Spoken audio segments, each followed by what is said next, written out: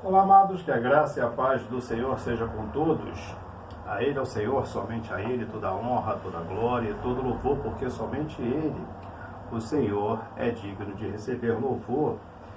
Falando a respeito dos evangelhos e da sua veracidade, claramente falando da biografia de Jesus, né? Eu estou aqui defendendo, né, a fé em relação a que muitos falam a respeito da possível não existência de Jesus, sendo assim, ele não morreu, se não existiu, claro, não morreu, nem ressuscitou, não houve ressurreição. E os livros que tratam de Jesus, da biografia de Jesus, são os 4 evangelhos, e que eles não tenham sido escritos por quem está intitulado ali na Bíblia, né? E em defesa disso, né, eu trago aqui hoje esse vídeo, que serão vários vídeos, né, uma sequência de vários vídeos, e eu vou trazer aqui o que é o relato de um homem estudado, muito respeitado nos Estados Unidos. O seu nome é Craig L. Bomberger. Ele é PhD, né? Ele tem um doutorado em Novo Testamento. Ele é um pesquisador sênior, né? O pesquisador sênior é um docente, doutor, aposentado, e que continua atuando em atividade de ensino e orientação de estudantes. Devido à sua produção, né, acadêmica, filosófica ou artística, que é, né, claro, academicamente conhecido. Por isso, uma pessoa desse nível, ele se torna, né, ele pode se tornar um pesquisador sênior, né? E isso aqui é uma profissão, isso aqui não é nada de por acaso. Isso aqui é uma profissão e tem que ter muito gabarito para alcançar um status desse. Esse homem escreveu alguns livros, você pode até conhecer alguns deles, como Interpretando as Parábolas, Qual o Tamanho da Divisão, Perspectiva do Evangelho, Fé Racional, Jesus Criticado, entre outros. E nesse relato, ele vai trazer uma defesa, o começo da defesa a respeito da autenticidade dos evangelhos, ou seja, do nível de confiança que ele pode nos trazer. Perguntas que são feitas e resposta que é relatada por ele, né, por Bloomberg, em resposta, né, na verdade, às perguntas que são feitas por muitas pessoas que não creem no Evangelho, ou mesmo são ateus, e os ateus céticos, né, que são os mais, vamos dizer, os mais irritantes, né? Mas nós temos aqui, perguntas que são muito feitas, são várias, umas são como essa: é realmente possível ser uma pessoa inteligente que pense, acreditar que os 4 evangelhos foram escritos pelas pessoas cujos nomes estão nos seus títulos? O que está se perguntando aqui é se realmente Mateus, Marcos, Lucas e João escreveram realmente o Evangelho, ou se é coisa inventada, né, no passar do tempo, porque eles usam como uma prerrogativa a respeito da não confiança que o Evangelho traz, ou seja, o Evangelho não foi realmente o que os cristãos dizem. Então eles dizem que o Evangelho foi escrito muito tempo depois de Cristo, se é que ele tem existido, e se é confiável acreditar que realmente esses homens escreveram o Evangelho. A resposta, ela começa assim. A resposta é que sim, né? Começa assim, e a resposta é sim. É importante conhecer, disse Bloomberg, que, rigorosamente falando, os evangelhos são anônimos, porém, O testemunho uniforme da igreja primitiva é que Mateus, também chamado Levi, o coletor de impostos, e um dos 12 discípulos, foi o autor do primeiro evangelho do Novo Testamento. Que João Marcos, companheiro de Pedro, foi o autor do evangelho que nós chamamos de Marcos, e que Lucas, chamado por Paulo de médico amado, escreveu tanto o evangelho de Lucas quanto Atos dos Apóstolos. Aí pergunta que se faz: e quanto à crença de eles serem os escritores, era uniforme, né? E quanto à crença de eles serem os escritores, era uniforme. Se todos acreditavam de uma única forma que eles realmente eram escritores. Essa é aqui que ele quer perguntar. Não existe resposta, né? Não existe outras opções de autoria para esses 3 evangelhos. Ao que parece, simplesmente não se questionava sobre isso. Ou seja, as opções de autoria dos 3 evangelhos, não havia questionamento. Ninguém questionava nada em relação a isso, porque as pessoas que estavam ali, provavelmente, na época de que foi escrito isso, vamos falar mais lá para frente, sabia de tudo que aconteceu, sabia que realmente Cristo existiu, e quando se lê sobre aquilo ali, vê que realmente foi coisas que realmente aconteceram e que não foram inventadas por pessoas de muito longe. Lá na frente nós vamos falar a respeito do tempo que isso foi escrito. Perguntas que se faz: mas será que alguém poderia ter algum motivo para mentir, afirmando que essas pessoas escreveram os evangelhos sem que elas os tenham escrito de verdade? A pergunta: mas será que alguém poderia ter algum motivo para mentir? Ou seja, ele está perguntando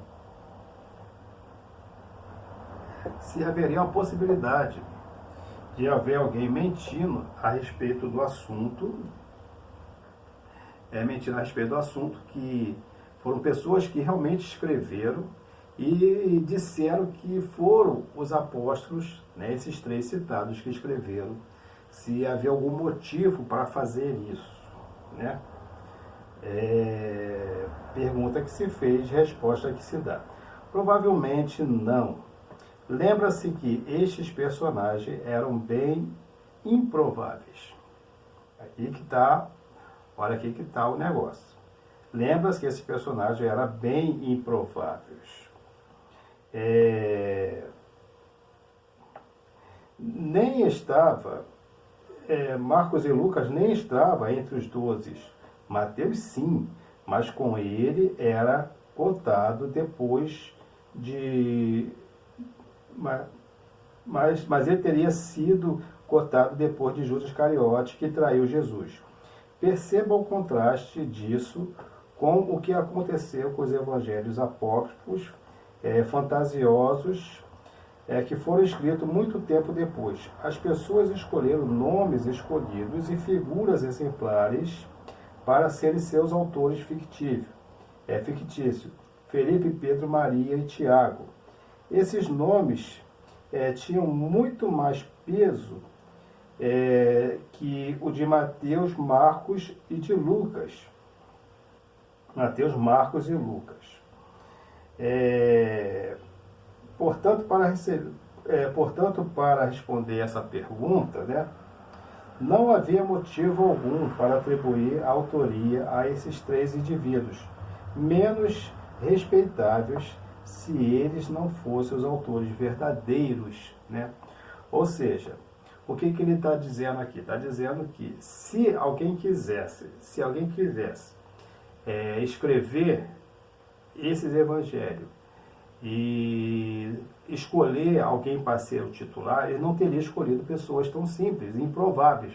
Teria escolhido pessoas com mais gabarito, ou seja, com mais intimidade com Cristo.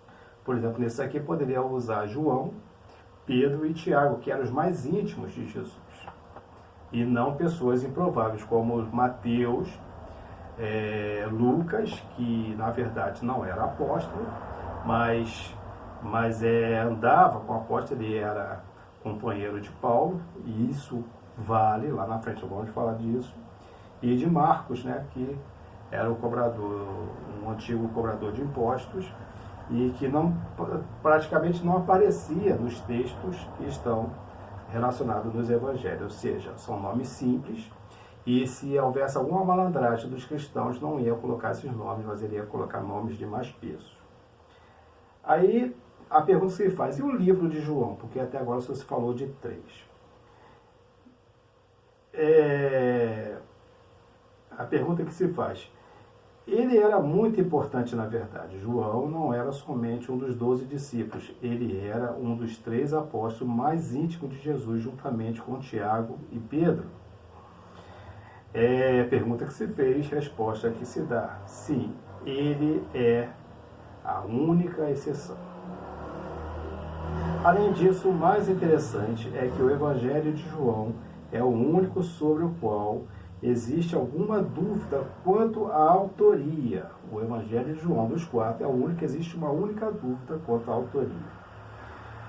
E o que exatamente se questiona? Pergunta que se fez, né? O que se questiona sobre essa dúvida de que João não seria o autor desse livro? Então, o que exatamente se questiona no Evangelho de João? O nome do autor não está em dúvida, respondendo. Com certeza era João. A questão é se o autor foi João, o apóstolo, ou um João diferente. É um João diferente. O testemunho de um escritor cristão chamado Papias, com data aproximadamente de 125 d.C., refere-se a João, o apóstolo, e a João, o ancião. E pelo contexto não fica claro se ele está falando sobre uma única pessoa a partir de 2 perspectivas diferentes, ou sobre 2 pessoas diferentes. Mesmo considerando essa exceção, todo o restante do testemunho primitivo é unânime de que foi João, o apóstolo, o filho de Zebedeu, quem escreveu esse evangelho. Ou seja, havia dúvida se era, porque se encontraram um escrito muito antigo de um escritor chamado Papias, né, de 125 d.C., e ele fala de 2 João. E a dúvida que está é se esses 2 João seriam Joões diferentes ou seriam o mesmo. Mas, ao decorrer da sua declaração, né, que foi encontrada, se trata realmente de João, o apóstolo. E aí, pergunta, e aí? Foi ele mesmo quem escreveu? Resposta, a maior parte do material se refere ao apóstolo. No entanto, se você ler o Evangelho com atenção, poderá notar algum indício de que seus últimos versículos receberam a forma final pela ação de um editor. Ou seja, supõe-se que pode ter acontecido de os últimos versículos do livro de João ter sido adicionado por um autor. Essa também é a dúvida. Essa é a dúvida realmente, porque a outra de cima não é. Foi João que escreveu.